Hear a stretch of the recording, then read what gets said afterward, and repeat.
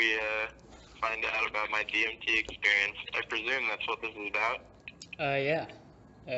So let's go with the first question. Genius. You have smoked DMT, or was it a drink of some kind? It was I smoked it out of a glass pipe. Alrighty. So it was like crystal form. Yes. Okay. When was this? Or was it one time or multiple? I think I've done it 3 times total. And one of those occasions was a breakthrough experience. They were all, I want to say over the summer. I think they were all over this previous summer. Wait, no, that's not the case. It was, shit. I'm trying to recall. Yeah, okay, it was the summer in between my freshman and sophomore year. Okay, cool. Okay, how were you introduced to this substance? One of my good friends had it, and I mean, are you talking about how was I physically introduced to it, or like when did I first find out about it? What was the setting like that you actually saw it and used it? Yeah. So, I'm gonna talk about like my main breakthrough thing. Yeah, for sure. And it was me and a couple friends. We went out into the woods near our neighborhood and set up a tent and smoked DMT in a tent in the forest. Sweet. That's pretty awesome. So why were you compelled to try it? So I had done, at this point, LSD and shrooms, and, you know, I was obviously compelled to try more psychedelics because of the intensity and profundity that was conveyed to me during those previous psychedelic experiences. And, you know, other anecdotal experience from some of my friends that had done DMT was, you know, overwhelmingly positive, and, you know, it's just something that's so bizarre and far away from everyday experience that you're just sort of drawn to it for the, you know, bizarreness of it. Alrighty, good enough. That's why I do enough shit, right? Okay, so now is the time you can describe the entire experience, like setting it up and actually smoking it and having the trip. So just go into as much detail as you want on that. Okay, yeah, sure. So we were sitting cross-legged in a tent, listening to music. 2 other people at this point of the 5 of us had taken it, and so I had a friend hold the pipe for me and light it so that the DMT vaporizes and doesn't burn. It's sort of like a tricky process, so I had someone do that operation for me, and then I took 3 very, like, large and long hits of DMT, like, held it in for, you know, 15 to 30 seconds each time. And around the second one, I started to get sort of glowing and, you know, a feeling of euphoria, and it was sort of similar to LSD or mushrooms in that I just had like this very strange new feeling that, you know, it's, like I said, very, very, it's hard to put into words, but it's just not the same as your everyday experience. It's like an altered state. And then by the 3rd hit, I started to see very, very fast, complex and intricate geometric patterns, all like hallucinations all over the sides of the tent. Very, very like fast moving strobing colors. And then that sort of totally enveloped my field of view, and I had the, the sort of out-of-body experience where I didn't really, I stopped taking in, like, outside information, and I was just completely seeing these hallucinations. And then I didn't really see any human-like figures. I know some people report that, or that people report things talking to them. Mine was sort of these just cartoonish-looking figures, like animal-ish sort of things. They were definitely like entities. But yeah, you really have no idea like how I would describe them. They were very, very strange, like nothing I'd ever seen before. And I think that lasted about 3 or 4 minutes, and then I started to see the tent around me again and see the people looking at me, and I saw like a bunch of eyes and faces all over the tent, like that were integrated into this colorful geometric pattern. And then I I was just saying like, oh my god, like over and over again. It was just such an intense experience.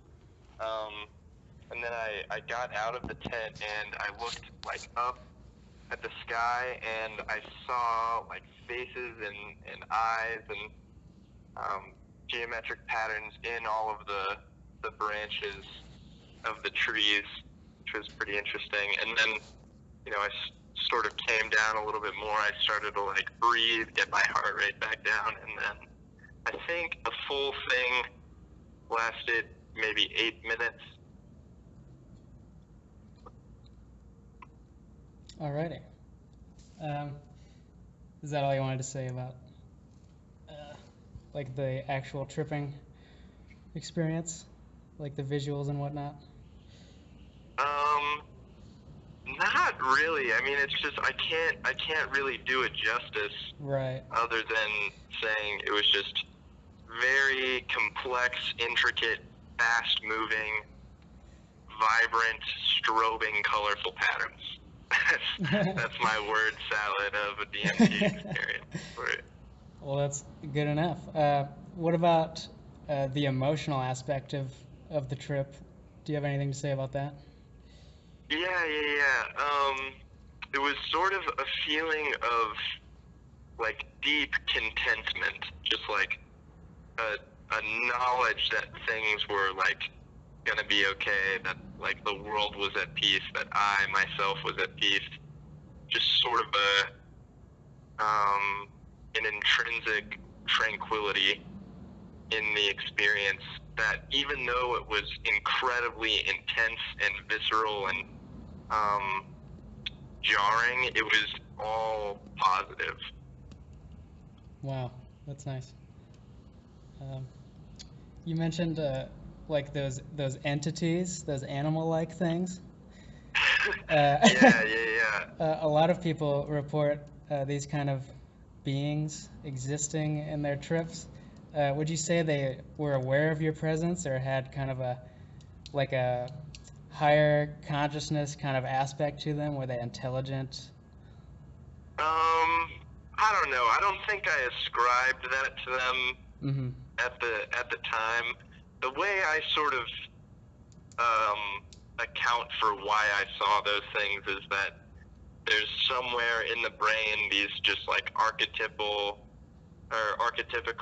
like constructs of other, animals and humans that we might, run into at some point in our lives. And so there's some sort of neurophysiological hardware that is built into, for those things to be salient. And so when, you're tripping on DMT and your mind is just making these incredible patterns, just, with no sort of constraint by reality, those archetypes are something that get, Yeah. brought up. Your experience is interpreted as involving them. So you would describe your experience as more, maybe afterwards though, like more rationally. You would view it more rationally than spiritually. Yeah, or I divine? definitely try to take everything rationally. I mean, I don't think that it's appropriate to draw, large conclusions about the nature of reality by having an experience like this, other than, you now know that it's possible to have a wildly different nature and character of experience than you typically have. But I don't think that, because we saw these, hallucinations, we should then claim that there's some sort of higher consciousness or mystical aspect involved with the drug. I definitely think it's, it has to do with how our brain operates with like certain physiological correlates, and when you introduce a new, neurotransmitter, it directly affects the conscious experience that we're having. So I think that's about the extent of the epistemological claims that I'm willing to make on the grounds of my DMT experience. Alrighty. Very good. You covered several of my questions about divine thinking there. I definitely do not think that it warrants some sort of belief in the divine, or any sort of higher, field of consciousness or something like that.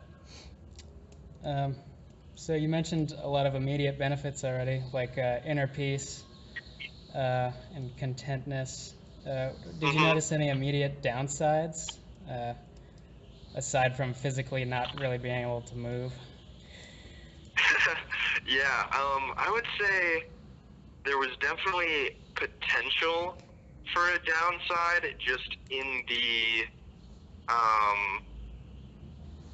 intensity of the experience. That, like, if I had, become apprehensive or anxious at some point during it, it could have, been perceived as a very, like, intensely negative experience, similarly to, like, how bad trips can occur. Although I haven't heard of that happening with DMT, it's certainly something I'm willing to entertain as possible. But personally, I didn't have any negative effects except for, a brief sort of 4 or 5 minutes of confusion when I was sort of coming back down to earth toward the end of the trip. But that very quickly subsided, and I felt totally sober within, 15 minutes. Like, there was virtually no difference between me before I took the drug and me, 15 minutes after. Well, that's excellent news. So what about lasting benefits? Has this resonated throughout your life in some way? Yeah, I think it sort of had the long-lasting effect has a similar character to that of other psychedelics that I've had, in that it doesn't necessarily change my everyday perception, but I now have the knowledge that other, characters of perception are available to my consciousness, given, the requisite drugs or, types of experiences that yield those types of consciousness. So I think, I don't know, it sort of just made me more keenly aware of the fact that, I am just experiencing massive amounts of complex activity happening in my brain constantly, and makes you I'm sort of speaking about psychedelics generally, but this is true of DMT. It makes you more acutely aware that you are just perceiving things. You're just perceiving a model. What you're experiencing is not the actual reality. It's just a small slice that, you know, is afforded to you by means of this three-dimensional representation. Your mind is constructed by that. So I wouldn't say it has like a long-lasting decision in my everyday, you know, decision-making or sense of fulfillment or things like that, but it definitely has made me more aware of just, you know, the bizarre nature of everyday consciousness. Alrighty. Following that kind of thinking, would you say DMT is for everybody?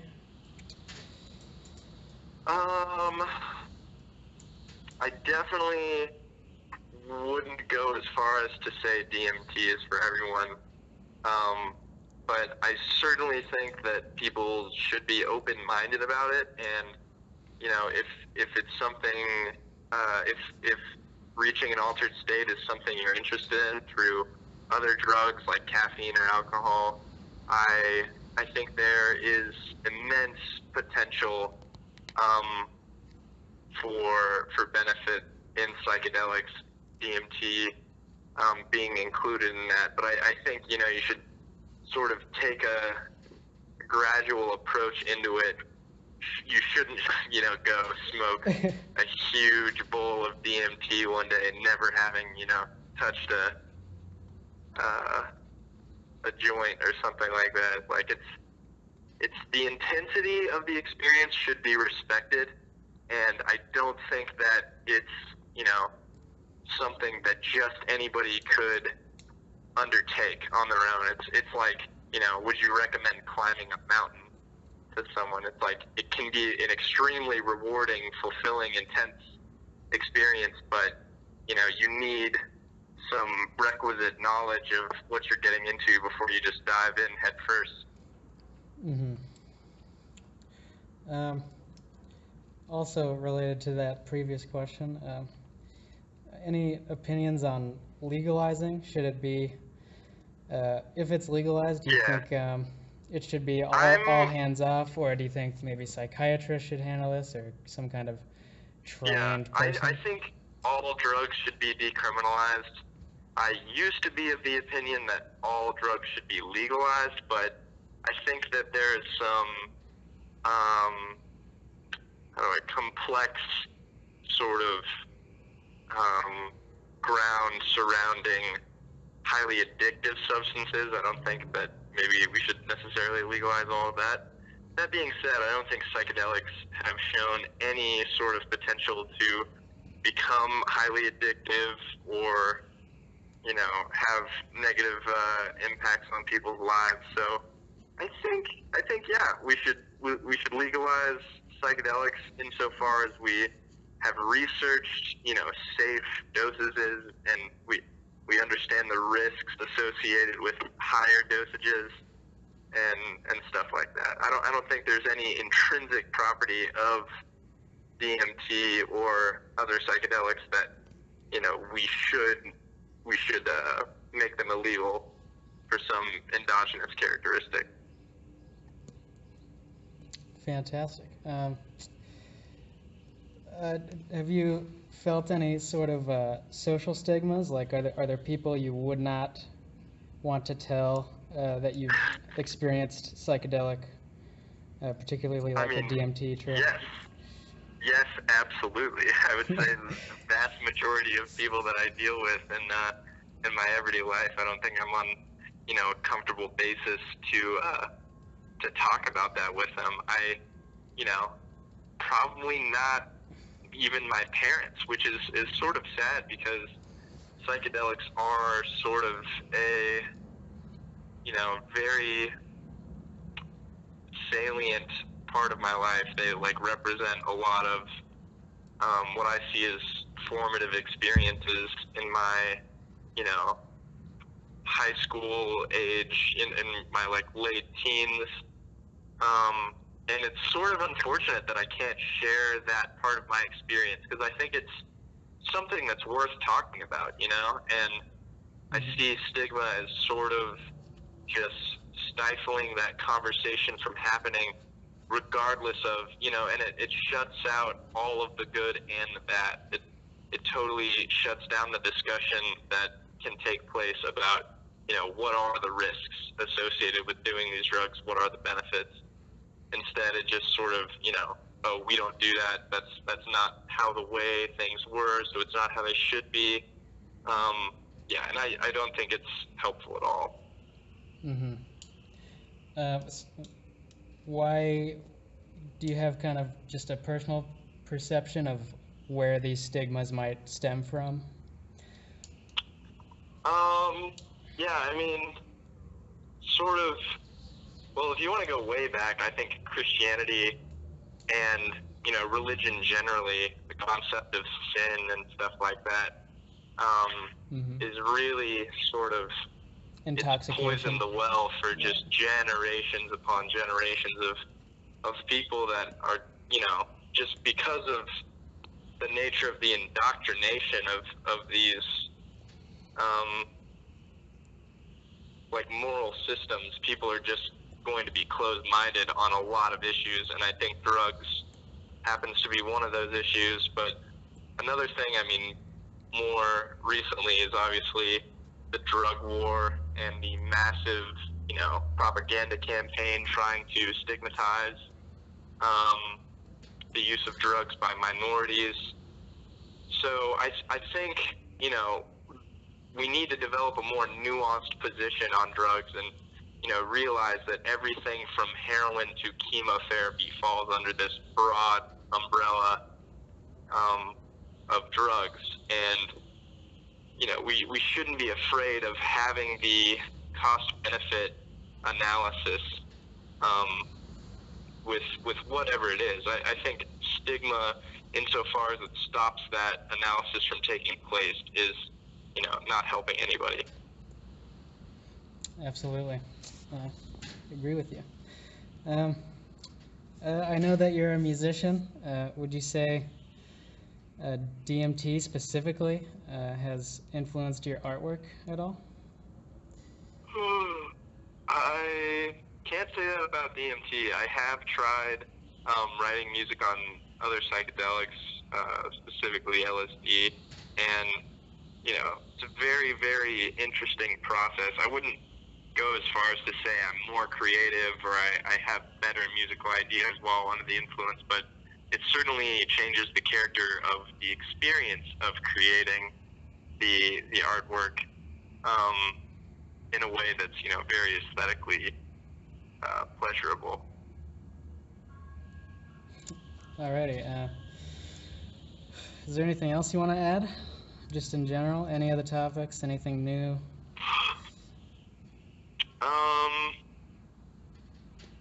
Yeah, I think just one maybe thing that I forgot to add with, you know, any of the obvious downsides or risks.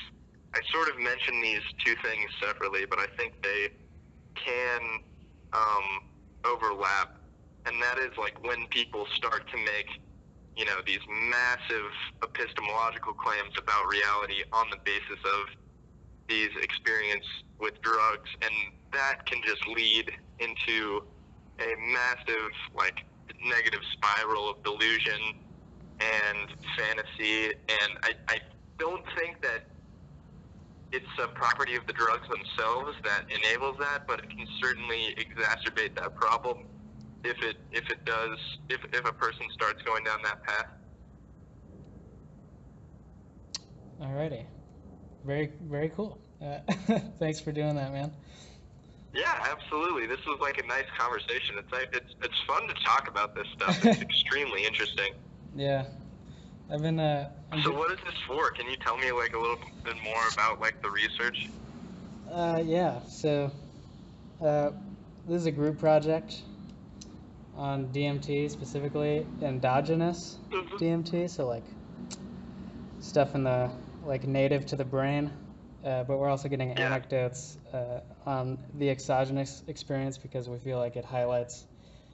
It can, if we know about the extreme effects, the subtle effects of endogenous DMT can be like explained a little better, you know. Yeah, you can better understand like the core properties of how it changes people's Exactly. perception. Yeah. So I'm covering the history portion, but I'm the only guy who knows people who've done DMT, so I'm interviewing for that Nice. another person's portion. But yeah, Cool. I've learned a ton actually. That's awesome about just like the history of the drug and like when we started to figure out how to extract it from stuff or what. Yeah, so there's actually, you know about ayahuasca, of course, which is like speculated to be 2,000 to 3,000 years old. Mhm. But apparently it wasn't just like native to there. They think they had it in kind of the Israel region when the Bible was being written, and this one guy named Really? Benny Shannon has this entire theory on how Moses, when he was seeing God, was actually on acacia bush, which has tons of DMT in it. Wow. And so the entire Yeah, I Jewish think that and Christian religion is founded on visions from a drug. from psychedelics, yeah, I mean, there's certainly, you know, other historical and archaeological examples of cultures using psychedelics as like a spiritual sort of practice in their culture, and I think, you know, certainly shouldn't rule that out. Yeah, And that's certainly. ironically pretty related to what I was saying with the, you know, downward spiral of delusion. Yes, The yeah. most massive downward spiral humanity has ever embarked upon. Yeah, exactly. So it's kind of funny, like the science portion of our DMT PowerPoint is very positive and whatnot, but then the history is like, oh God, it kind of set us up to be in the position of having to study it, you know, and like Yeah. get rid of stigmas and whatnot. So. And I'm sure that like religious people would just hate to hear that theory and would just be totally dismissive of it. Yeah. I don't know. I think it's really interesting to sort of try to discover what led to religion forming in the way it did and why it formed in the way it did. I heard a theory pretty recently about like how when the human brain was less developed, we had less white matter in our corpus white matter is callosum, like I think. inner, It's right? like It's like the deeper tissue. the part of the brain connecting the two hemispheres.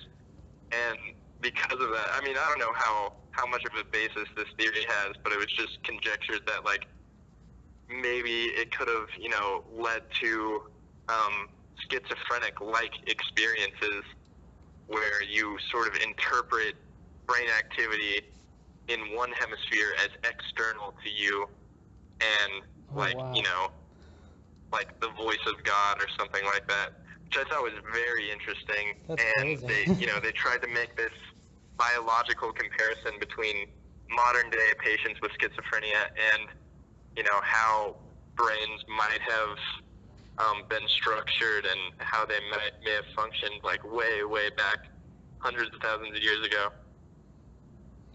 That's nutty shit. Quite interesting. But what was I gonna say? Oh yeah, okay. This is a pretty crazy theory. So the pineal gland has been proven to produce endogenous DMT in the brain. Yeah, I've heard of that. Which, you know, obviously goes into dreams pretty quick, but also they found in reptiles and amphibians, they have these, they're called parietal eyes, meaning that their pineal gland has a retina and a lens, Whoa, And so that's they, super weird. yeah, they think possibly all early mammals used to have perceptual capabilities on their pineal gland, and that if they focused on it, they could like increase the production of endogenous DMT willingly. And so that is where the entire concept in Eastern practices of the third eye comes from, is this actual real physical ancient practice of indulging on DMT through meditation. That is craziness, dude. I think it's very, very interesting also, sort of the artistic influences that we can speculate DMT may have had. Mm. You know, when you talk about the third eye and stuff like that is really something that you can see, like when you're tripping on DMT. So, I mean, we know, you know, for a fact that these things were available to these cultures, and you know, I know firsthand of the intensity and, you know, profoundness of the experience. So, yeah, I think there's no question it could have had massive impacts on people. But about the eye thing, is that what, like, evolutionary benefit could that have conferred to the organism? So the pineal gland also regulates sleep. It produces melatonin. So they think the retina and lens specifically were used to pick up light to tell you when to sleep. So, like, Okay. if it wasn't receiving So, like, light, produce melatonin and all that. yeah. Interesting, man. But I don't know how exactly also, light would get there. That's kind of a mystery. Dude, so how's this semester going? How you been doing up there?